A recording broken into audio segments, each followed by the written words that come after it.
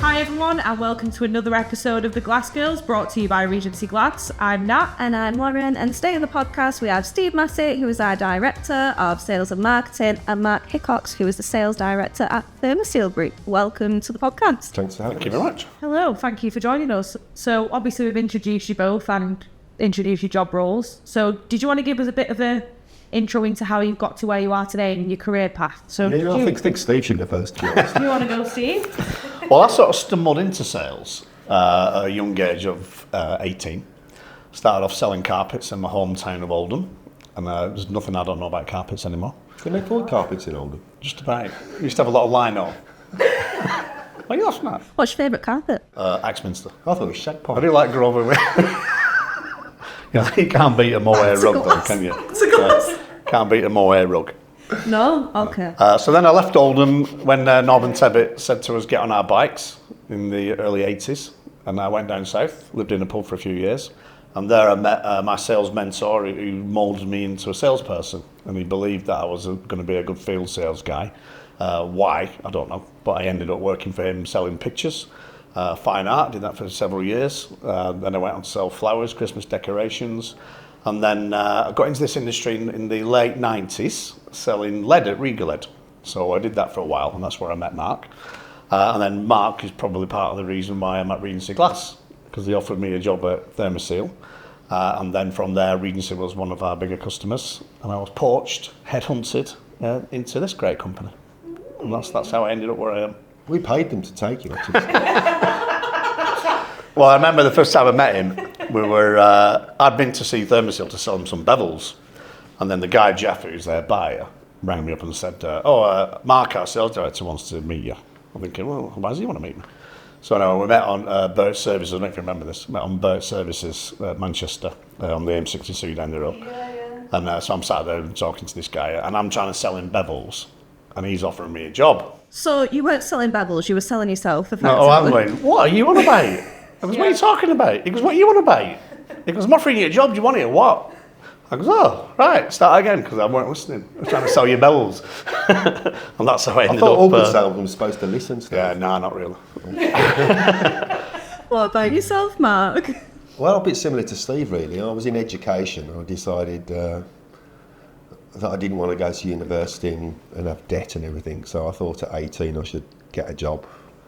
And it seemed the best paying jobs were in sales. The trouble is, it wasn't really easy to get training in sales at the time, so I looked at the jobs that offered training. I managed to get myself a job selling office equipment that came with training and everything. So that was photocopiers, which morphed into faxes.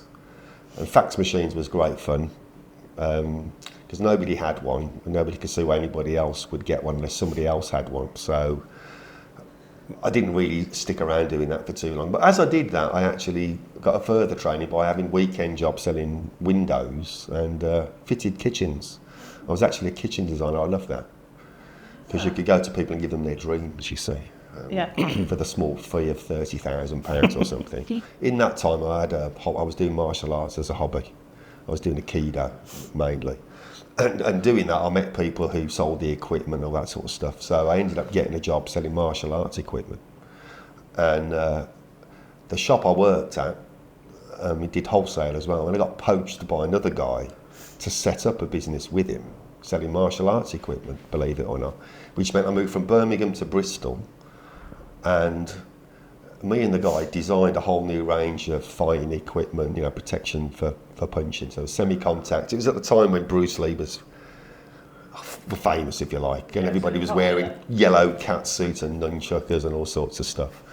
So basically I rode the wave there of the popularity of that for 3 or 4 years.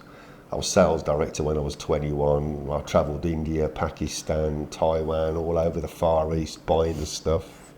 Used to organise semi-contact combat nights in Birmingham and things like this. So it was a really good job at the time. Me and the guy had a bit of a disagreement because I thought I was worth more money. So I ended up leaving that with a big envelope full of cash, coming back to Birmingham and just getting a job, which at the time was in the packaging industry, designing cardboard boxes. And the company that I went to work for there, it was between me and another guy, and I just offered to work for nothing. I just said I work on commission. I said, and then you'll keep the best one, won't you? Anyway, I got the job at the time. You remember Ratner's, H. Samuels, the big jewellers at the time that went bust? Yeah. I cold called them and got the contract for all their boxes, and their boxes were £8 a go. And the order was worth £500,000, and the company only turned over £200,000. So my bonus was more than the MD earned. Anyway, in that time, my best friend was Wayne Patterson, who was the MD of Thermoseal. So I was bragging about this order I'd got and everything round at his house. And he said, I've got something to talk about to you anyway. And he basically offered me a job. And that money I'd got there acted as a good negotiation tool for what I was going to get paid at Thermoseal. So anyway, he offered me the stars and we're going to go far and we'll take on the world and everything. So at the age of 24, I joined Thermoseal. And I've been there for 38 years now. So going through all of the developments of the glass industry, from, like I said, a couple of pieces of float stuck together through document L, putting argon in, warm edge. So going through that change and obviously what you've seen over the last 40, nearly 40 years now, what would you say is one of the biggest developments you've seen in our industry? I'd say the automation part of it, to be honest. Yeah, I mean, from 2002, prior to that, nobody needed to put argon in. So then we had a period in time where lots of people invested in gas. The first gas presses obviously aren't as good as the ones we have today. Quite a few companies, a lot of companies set up as well. I mean, there used to be 3,000 or 4,000 IG producers in the UK. Probably not even 1,200 now. So the market expanded and then massively contracted. Yeah. But a lot of people made a lot of money from around document L time. The price of sealed units went up dramatically because of putting argon in. But so many people didn't do a proper job. I used to joke saying that people were specialising in argon gas because they'd put them in a cupboard under the stairs and they'd come out miraculously full of argon and they never even had a gas filler. And I think that's another thing that's changed. It's got a lot more professional now. It's not so easy to get away with those things. There's still, to me, there's no real policing in the industry. You can get away with almost anything still, and there's not really a lot of penalties for people who, apart from safety glass, where some people get put away in prison for a few years. There's not really any. People can say they do things, but it doesn't mean they do. I think that's one of the things with Regency. You say you make a good unit, and you prove that you do, because you welcome people around your factory to show the whole process. You've got all the tickets to say you've passed this test, the other test, and of course you've got a knowledgeable person like Steve to advise customers on why you should buy a Regency. I think smoke up your ass. Thanks. I agree with Mark, really. I think that the industry has really changed from, like you said, when I was at Thermoseal, there was about 3,000 IGU manufacturers in the UK at one side or another, from literally some guy in his garage to a much smaller version of what we are. And now you look around, and I think the last figures quoted by the Insight Data guys of serious sealed unit companies was somewhere around about 650. So that is a massive drop in the manufacturers. So people like Regency have managed to pick up some of that work as the smaller guys have fallen out.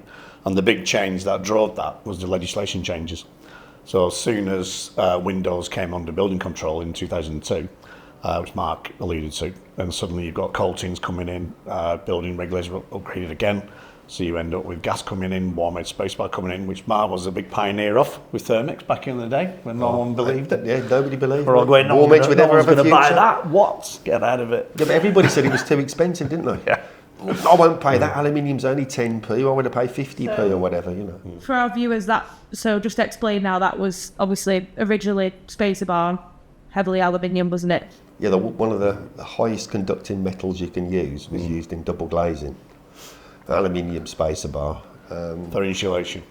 Yeah. And now? So everybody's windows had lots of condensation around them in the mornings. You think about all the people who had mould growing around the bottom of the windowsill in single glazing. They still got the same with double glazing. And of course nobody was using soft coat or anything like hard coat then. It was just flow aluminium spacer bar.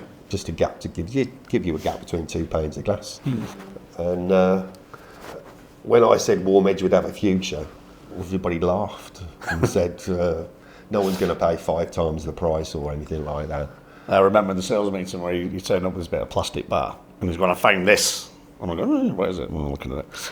And he goes, it's £1.20 linear metre, whereas aluminium was like 15p or something. We're going, what? Yeah, right. We're going to sell that all day long, aren't we? And here we are, 15 years later, and it's standard product. I think that's one of the things that myself and Gwaine, the UK market is very insular, and we decided that we should travel, because I'd done travelling before in the sports industry and everything. That was where I picked up on new trends. So when that Bruce Lee thing was going on, he used these nunchuckers in his film that were made of wood, and they were yellow and black. And while I was in Taiwan, I had some made out of yellow plastic and toilet roll chain. You know, the chain on the toilet puller. Yeah. And they cost me like 30p, and I sold them for 10 quid. And I thought, well, I would never have thought of that if I hadn't gone there and seen all the other crap they made out there. Because Taiwan was the home of cheap, nasty toys and all sorts of stuff. Mm-hmm. So myself and Wayne visited exhibitions in America, Germany, all around the world, just to see if they were different and had new things compared to us. Of course, in other markets, they were using warm edge and they were gas filling. We're going, well, that could happen. Yeah, so you were trying to bring trends from other markets. Yeah, spot it ahead of the game. The thing, as Steve said, though, I think one of my things was I got a massive window company in the northeast to swap to warm edge. It took me like 6 months to convince them, because they were a retail window company, that it would be a real big advantage for them to be the first doing it. So they gave me a massive order. They took delivery of it, used about half of it. Before they even paid for it, they went bankrupt. So, of course, that was our biggest ever bankruptcy on us at that point, because it was warm edge instead of aluminium. If it had been aluminium, it would have been like 5 grand, but this was like 30 grand or something. Yeah. So that's the other thing, is what transformed the market, is for us as a distributor and then a manufacturer of warm edge, the turnover went up greatly compared to what it was, obviously, with the same amount of steel units produced in the marketplace. Yeah. But then we had It was a better point. 15 competitors then, didn't we, Steve? Yeah, I mean, it was very competitive in those days, wasn't it? I mean, It's still competitive, wasn't it? But there were so many companies, smaller companies. Yeah, a lot of smaller distributors as well, weren't there? So Well, how many lead companies were there when you were working for Regency? 4 or 5 at least. Yeah, we took over a lead company that went bankrupt, and they employed like 150 people. I think by the time we took over, they had 12. Just shows how much lead was put on, diamond lead in, and everything on. And you look at it now, how many people you have diamond lead? Yeah, it's not. It's died, hasn't it? Yeah, the industry changes, doesn't it? But again, it's like you said, it's going out there and trying to find those new trends and trying to find those new products that might be being used in a different market that would benefit the UK market. I was hoping Steve was going to relaunch lead for us. When I was at Regal, the guys who were making the lead used to, I think we still do it here with the guys who put lead strip on. We had to have blood tests for lead absorption. And it was like, thinking, wow, this must be dangerous, isn't it, putting lead on windows. But I mean, the industry has changed massively, and I think the insulation side of it, energy saving, is the big driver these days. Mm-hmm. So for the products, in terms of how we make those products, it's a lot harder in terms of you can't do it in your garage anymore. So the new entries into the market are slim, because it costs you a lot more money. The automated equipment. There's a lot more health and safety things to comply. Yeah, I just think there's the kit you need to manufacture a double glazed unit. When people come and have a look around the factory here and see the cutting element of it, when they buy a piece of glass this big, they don't realise what goes into it from outside of it. So let alone the window companies. We went to one of our customers recently who's bought a new machinery to cut profile up. And again, you just think it's a square plastic thing. Yeah. And the technology behind that is massive. You know, so there's lots more advancement in the equipment and the automation, as Mark was mentioning, which ends up with a better quality product in theory. Well, we know when you're on holiday and people ask you what you do for a living. How do you explain what you do? Well, it's quite funny you say that, because even my mother, who knows that what I do, what I sell, when she always says to me, "Oh, you sell the windows?" I'm going, "No, I just sell the glass bit, and it's the bit that is invisible." Yeah. So it's the bit you look through that no one really looks at. It's what we sell. So trying to convince someone what it is, because they always think you do the windows. You do the glass? What do you mean you do the glass? So just do the glass bit. We don't do the frames. And they can't get their head around that. No. Try explaining to them that you do the 1,500 bits that go between the two pans. So what kind of challenges would you say you found in this industry over the past 10, 15 years? That shift from, obviously, aluminium to warm edge, was it a challenge trying to get people to... Yeah, well, I think the thing is, when we made the transition to being manufacturer of warm edge, lots of people look at warm edge, say Thermobar, for example, they just see a plastic tube. And I think a lot of the things within the industry, people don't understand how good something's got to be to survive 10 years having the sun shining on it every day, possibly south face, and the elevated temperatures it can reach. And the same with you guys, putting them together. The atmospheric pressure changes, the weather, and you think you can go and spend thousands of pounds on a TV. They guarantee it for a year. Yeah. You're making something relatively small price, even though I know your customers probably don't say that, but they want an extortionate, extraordinarily long guarantee, 5 years minimum sort of thing. Yeah, no, it's true, isn't it? If you think a pair of shoes, if you go to, a shop now, you're not going to get a year guarantee on a pair of trainers, are you? No, but it's also the cost of fitting it again, isn't it? So for you guys, you sell the sealed unit, somebody fits it. When they complain if it doesn't work, they're always like, well, who's going to pay to go there and take it out, put the new one in? And I think that's the thing for the window companies. They don't, they've got to take that into account, haven't they? They could buy somebody who might be about to go bankrupt, or somebody says it will last that time, but the cost they're going to incur if everything doesn't work. You guys take a lot of care in choosing your components. Yeah. And lots of other people don't. And saying that those any old component will last 5 years or whatever isn't true. And you only find out, unfortunately, when it's too late. Yeah, when it's too late. I think, sometimes I was at a sales training thing several years ago, part of the core pack thing, and I was the only one from the glass side of it, and there was other people doing forklift trucks, generators, God knows what, all the core pack array of businesses, and they all had differentiations in what they sold. Ours has got a unique springy seat or something on this forklift truck. This generator works off whatever, stuff that I didn't know anything about. So the guy says to me, he goes, what's unique about your products? And I had to think about it. It was quite difficult to give him an answer on that, because there's a company down the road of the 650 companies that are making volume sealed units today. Some of them will sell exactly the same thing that we do. They'll buy the same glass from the same manufacturer, they'll buy the same sealant, they'll buy this desking and spacer bar from Mark, and they'll put it all together and make a sealed unit and deliver it to someone's premises. So if we put them side by side, generally you think, well, what's the difference between those two? Why is that one that price and that one's that price? So when we try and differentiate what we do to give us our unique selling points, it's really the quality and service that we do. So going from the components that Mark uses, they've tested it, they've got a lab down the road in Wigan that we can go and have a look down, that we've been and have a look around whenever we want. We can give confidence in the products that we're using are the correct products, been tested to the right levels of professionalism. The kit we've got down there in manufacturing sealed units are different than what a lot of people have got. We put a lot of effort into the training side of it. So all those things combined end up with a product that, it looks like someone else's, but it arrives on time and the quality is better. And we can guarantee that quality for a minimum of 10 years. So we're quite confident in what we do here is right. And when we talk to customers who are trying to get on board, it's the reject rates, which are massive, in our opinion, that they don't really appreciate we're at such a low level.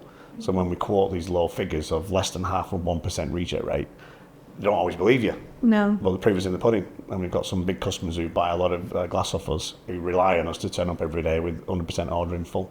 And we could only do that if the components arrive in full, if we're manufacturing correctly down there, if the training is correct. All those things give us that unique selling point, really.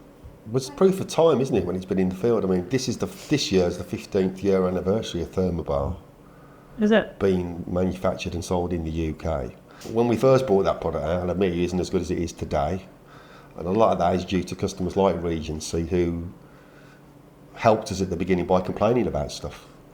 Maybe the way it processed, all sorts of things. Because without your comments, we wouldn't have improved it. Because if you'd have just carried on using it and then maybe stopped buying it, we wouldn't have had your feedback to improve it. Well, it's a partnership, isn't it? It's, you're both trying to get a product out to the market that is as high quality of a product as possible for that end user. So in order for that to happen, both companies need to work together, don't they, and partner in making that product as good as it is today. When we brought Thermobar out, there only 20% of the market was warm edge, if that. Whereas now it's 90-odd% of the marketplace. I mean, we used to sell 50-odd million metres of aluminium bar, and now we do 3 million metres of aluminium bar. So when you think of the whole UK market, it would have been all alley bar now compared to that. And when you think of all them windows, all them sealed units you've sold with Thermobar in, that probably 15 years old, and people are bringing out new tubes today just on by chance by any old plastic. because people don't realise the standards that we work to. People are always going about the automotive industry or the aerospace industry and whatever. It's actually harder for us than that industry, because you're trapping our product between 2 panes of glass. Yeah. And subjecting it to such UV intensities and things like that they don't have to do that in the car industry. If you look at the plastic in a car, it's inside the car. So you open the window and anything that comes off the plastic disappears out the window. And they park them in the desert and shine, they get the natural sunlight. Like you've seen us, if we've got a Q-Sun in our lab, that subjects it to the light to prove it lasts 10 years without changing colour and things like that. Because people forget about that as well. Now, if all our black spacer bar went pink or something, which happened in trims, didn't you remember when that happened? The unit hasn't failed, but people aren't going to accept it, are they? Yeah. So it's got to be a high quality product, doesn't it? Stand test of time. We can't use recycled plastic, for example. We have to use virgin material. And we have that now with people in Europe going, oh, what's your recycling, all this sort of stuff. We go, we can't. If we said we did use recycled material, then the odds are it would cause problems. So we can recycle internally because we know exactly what's in it then. So at the moment we have zero waste from production because everything is reprocessed. So when we set the machines up and everything that we don't sell that comes out at the end of the machine goes back into a shredding equipment that we've built, designed ourselves. And then that we can put back in at 20% back into thermobar. And then things like stillages, you buy your bar mainly in stillages. So everyone's paying a cardboard tax they don't even know about. We have to declare all the cardboard. So by encouraging most of our customers to change to stillages, there's no cardboard waste either. I mean, you think with yours, you just get a liner. You use the bar and you give it back, don't you? And we come with our own trucks. We don't use carriers, we only use our own trucks. Yeah. You use your own trucks, don't you? Yeah. So again, when we were talking about service, we found, it's really difficult to ship something 5 metres long, which warm edge bar is, on a carrier. We just don't want to do it. So unlike some of our competitors, we only use our own transport. So that means the stuff gets there generally when you want it, not when somebody else wants to deliver it, and it doesn't get damaged.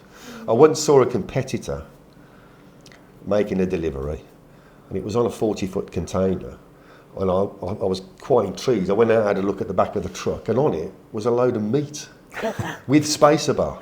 No. So this guy was delivering to butchers and delivering spacer bar to glass companies at the same time. And I just look at that going, how can that work? It's got to be wrong, bad for somebody there, hasn't it? A load of pig carcasses hanging up and stuff, and then spacer bar jammed around it. It was crazy. I think when you've got your own fleet, again, it's quality control as well. You know that your fleet is clean. You know that your product's going into a clean environment. You know exactly where they're going. So I do feel like that's a huge How do you benefit. track your sealed units? So that's something someone must have changed, because years ago, in production, you've got a manual process. Now you can barcode units. You know when your truck's leaving. You know when it's dropped off at your customer. You've all got that technology now, haven't you? So I mean, the software that we run here and the processing, manufacturing process that we've got on the quality control. And we did have a case recently, probably late last year, where a customer rang me up and said, this piece of glass that you've sold as this unit, it's not toughened. I ordered it, it's toughened. And it had broke dangerously. And so for us, that is a major investigation at our end. Mm-hmm. And when we actually went through the order, we can trace the piece of glass to a sheet of glass. So we have the sheet of glass which this unit come out of, and we're saying, well, these ones next to it, you've got iron, and he goes, yes. This one came out of exactly the same sheet, went down the same road of toughening. We've tested that batch. It was definitely toughened. We need the unit back. So when we got this damaged thing back, it wasn't even our unit. Someone must have brought one somewhere and ordered one from around the corner or something and put it in this job, and it had broken. It wasn't a toughened unit. And that's the traceability we have got on the products we have here. It's very simple for us to go right through the system and find out exactly what we've achieved. So unless someone had cut that by hand, which is hard to do here, to cut a piece of glass by hand, and just bodged it through the system, which is very difficult for someone to do, then there's no way that glass would have left here not toughened. Yeah. So it's again, that's traceability of it is a big part of what we do here in the quality aspect of what we're trying to achieve. Would you say that kind of part of your role gives you job satisfaction? Like, what gives you job satisfaction? What excites you about your role? Well, I think from a job satisfaction point of view, it's getting a new customer on board who's it's a revelation for them, the difference in dealing with us and what it is with someone else who they've dealt with before. And there's not of many manufacturers the same size as us. So when you look at some of the bigger volume users, they haven't got as many people to choose from because not everybody can do that volume. So when we turn up and rock up and say, yeah, we're 0.24%, they don't believe you because they tried everybody else, but they've not tried us.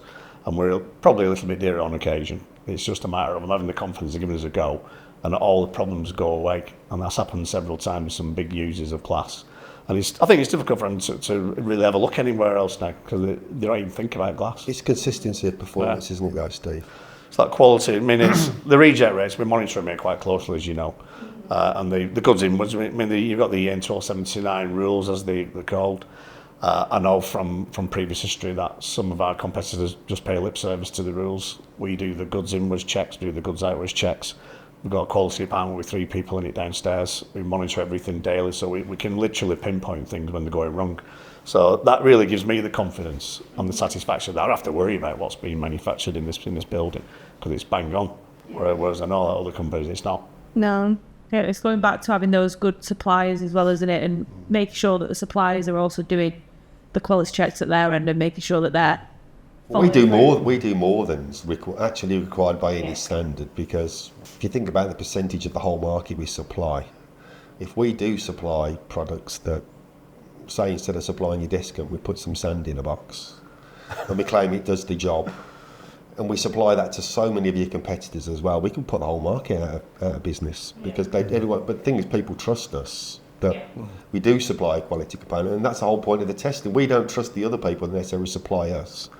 So we've actually got more equipment in our labs than a lot of our suppliers have, because they test it to one standard, and then we'll test it to our own standards within it, because they're not really aware of all what happens within a sealed unit.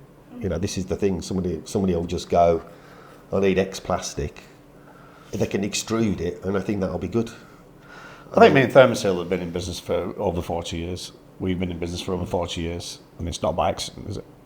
Yeah. So you don't achieve that longevity, unbroken trading history, growth throughout, expansion, development, if you do something wrong. Mm-hmm. So we know that we could go and buy cheaper components from anywhere, but as Mark says, are they up to the job? We want to be able to sell that sealed unit to somebody and forget about it. And that's what our customers want to do. They want to be able to put it in someone's house and not think about it ever again. And that's what we achieve. Well, we're very proud of our supplies, I'd say. I think that's a good point, going back to the actual uniforms, and there's no accident. The people who are on this uniform, there's no accident with that. You know, we 100% want to make sure that we're supplying quality to every single customer of ours. So part of that is, again, going back to making sure that we have quality suppliers, and being on that uniform, we're proud to show you. We're proud of that. Yeah. Well, we brought our QC department and our technical people here, didn't we, to see what you do? Because it's amazing how many people that work in our place actually don't know what they make's used for. Yeah, how anything they do wrong impacts you. Yeah. Mm-hmm. So your people have also been to us. Yeah. To see how we do it all and make any comments they want to make, also to improve anything we do. So we've actually had a sharing there of, you know, I think, like you said, after all these years, we know what you expect. Yeah. And as I said, you improved us in the early days by, if you like, being, as somebody would say, they're a bit fussy, aren't they? And I go, well, it's not fussy. It's a case of, that's how it should be. And I think that's the trouble with IG. You know, you're on about these people. They go, that's good enough, isn't it? Yeah, I think it's because we always look at our suppliers as an extension of our company as well, because obviously if we're not getting a product into standard of what we want it to, how are we then expected to supply, like Steve said, a product to the market? You know, we need to make sure that that's coming into a certain level and to what we expect. So that we'll always, like we said, have that open and communication about us avoiding important, isn't it? I mean, the few issues that we've had, and there's not been many over 15, 20 years supply between us. But we do react when you say get sorted out. Yeah. You know, and similar to us, I mean, we're not perfect. We do make some mistakes. Says it's how you react, though, isn't it? But when they happen, we don't sweep under the carpet and ignore it. No. And if we get, I mean, you're on about sealed unit failures. In terms of actual failures, there's very few sealed unit failures in terms of condensation between the panes that we actually receive back here. And that's for units that have been out there since we first started making units 40 years ago. It's not something we really look at. So if we do get a failure, and I had an inquiry the other day from a customer saying that 15 units had failed on one job, which is virtually impossible. He said virtually.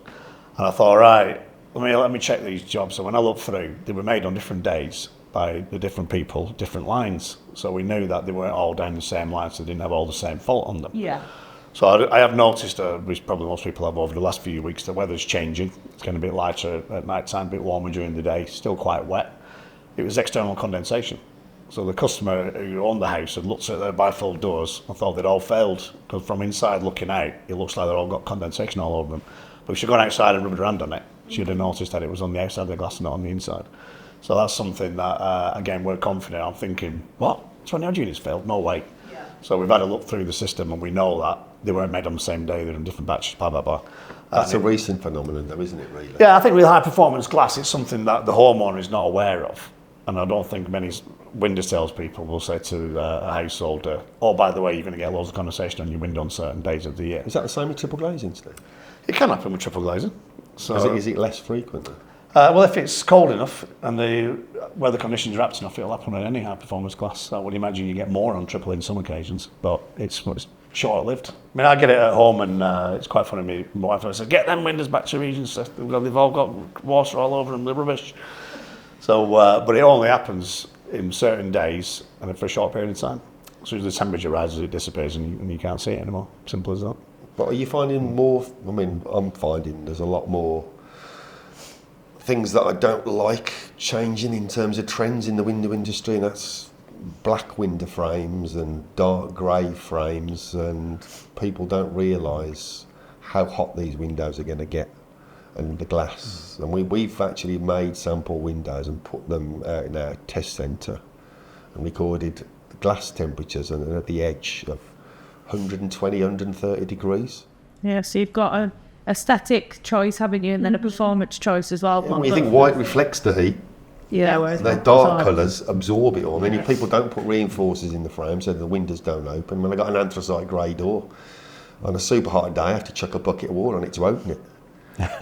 You know, they just lock up and everything, these things. And I think in solar controlled glass, I was talking to some people from a couple of the big glass suppliers, and they were going, there should be more consideration put to keeping, you know, like this is the thing with the new build, isn't it? Is stopping buildings overheating, is actually using glass.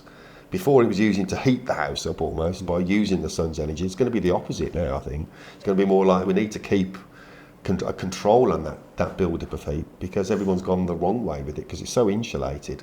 Yeah. Especially if people put the glass in the wrong way around, for example.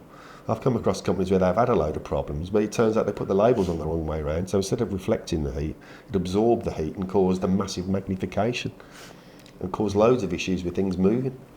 Well, I mean, with the window energy ratings, document L changes, when we're waiting for the future home standard to be published later on this year, there's been loads of consternation about triple glazing coming into the market.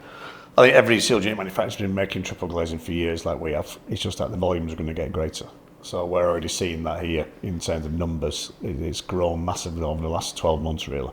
New build's a big user, but there's a big spread across all our customers. So we tackle one customer who is doing this big mill project and saying, oh, is this the future home standard? Why are you buying all this triple glazing? And he said, no, it just makes the property work better.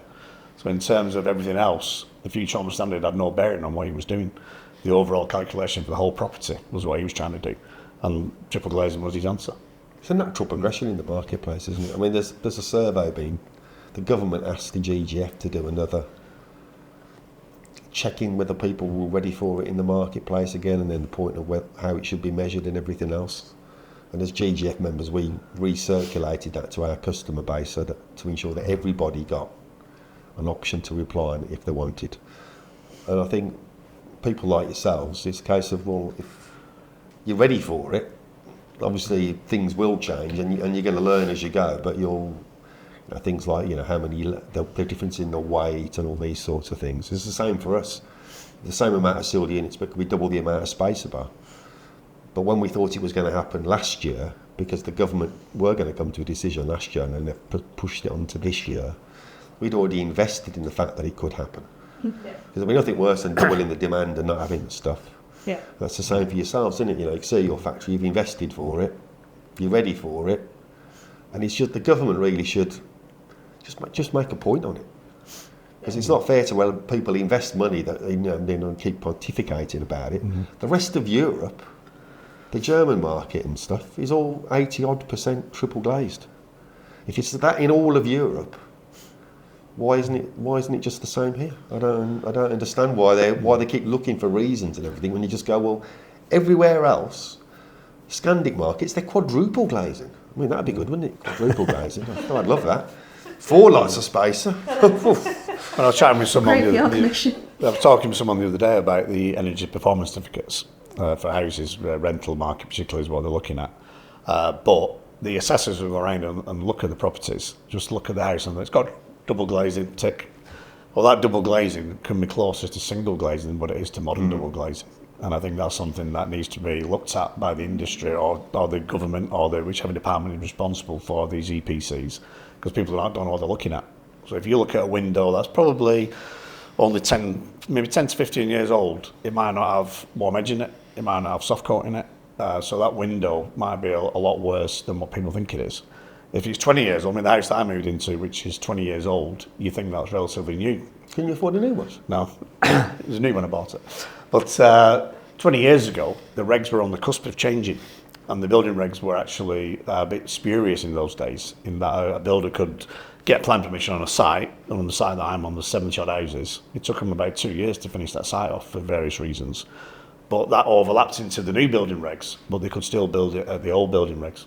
So my house just had clear glass in it. So those windows were something like 2.8 U value, whereas a single glazing is something like 5.5 U value. The modern glazing, we can get down to 0.8 U value for the whole window. So it's a massive difference in what that window actually is. So if people are buying properties or renting a property or looking and thinking, well, I want a highly insulated house, it's no good just saying, well, it's got double glazing tick. It's a matter of what is that double glazing? That's going to be one of the biggest things for the fenestration industry, I mean, it is that numbers you just quoted. Previously, they did a standard size of a window for the U value. And what they're saying is that every job, they've got to state the value for every window. Yeah, so specific to that. So that's where it'll go triples, because you couldn't be going, well, I think on new build, that's double and then do 3 triple. They're just going to do it all triple. Yeah, I think the Future Home Standard has talked about that, but the window engineering scheme is not really going to change in the short term. But the Future Home Standard, I've had a few of our new build guys going, well, I've got to calculate every window. But when you look at most sites, the whole estate probably shares 20 windows, if that. So they'd only have to calculate 20 windows, probably not even that many. If I look on my site where I live, and there's loads of different shapes houses, there's semi-detached, detached, there's muse type houses, there's all sorts on there, but they've all got the same windows in them. So in terms of calculating the windows and the pressure that might put on a supplier, I don't think it's as bad as what they might think it is. But again, you look at a window in a house and you think it's 1.2 overall window U value or 1.4 for replacement windows. Is it? In reality, it isn't. It's miles worse. So it's not a bad thing that the government are making people look at things in more as performance or as fitted rather than a benchmark figure. But I will say a word of warning with what they're doing is that claimed performance needs to be proved performance, and it's who you use to prove the performance. As we've seen in other industries, people who make false claims about performance are all being sued left, right and centre for compensation. And that the window industry is going to fall under this. So if you say you put your 90% argon in and it's got a duration of time that the argon has to stay in there, because otherwise the performance of the window won't be 1 or 0.8 or whatever it is. Yep. You're going to see housing estates where people haven't made a unit properly. Somebody's going to have to pay to reglaze the whole lot. Yeah. Compensation. Yeah. So the same if you make a false claim for the value of the window in the first place. They'll say that you give a quote for the glass with doing it properly, and then they go to somebody else who suddenly is cheaper but hasn't done it to the same spec as you.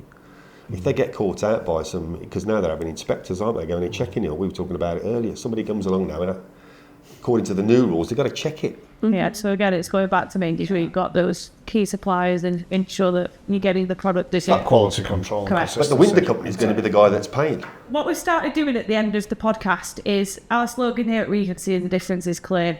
So in your own words, we'd love to know both of your opinions on what you think the difference is. So Mark, did you want to start with your answer, what you think the difference is here at Regency? Well, Regency have a similar ethic to us in terms of the customer comes first. when you take an order, you promise to deliver on a certain time, on a certain day, 100%, hopefully on time. Thermoseal try to do the same. We like to think that we won't lose an account on service. We will go to the ends of the earth to make sure people get the stuff when they need it. Like I say, it doesn't. If we have to pay overtime or whatever to fulfil the order, because we know that there's a massive knock-on effect. As you do, that's the point. Somebody's fitting windows and the glass doesn't turn up. They can't get paid, and it affects the whole supply chain.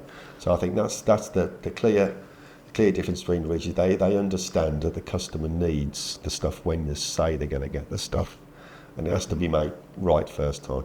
I think the difference is the consistency and quality of service, and it's something that we pride ourselves in for many, many years. It's not something that's blips over months. It's something that is pretty constant, pretty even. We do have errors here and there, but the difference is that it's pretty constant, and quality and service is paramount. Thank you very much for coming on the podcast, guys. It's greatly appreciated. We really enjoyed having you down. Yes. Whether you've watched or listened to our podcast, we hope you enjoyed it as much as we did filming it, and we look forward to seeing you on the next one. Bye. Thanks. See you Bye. soon.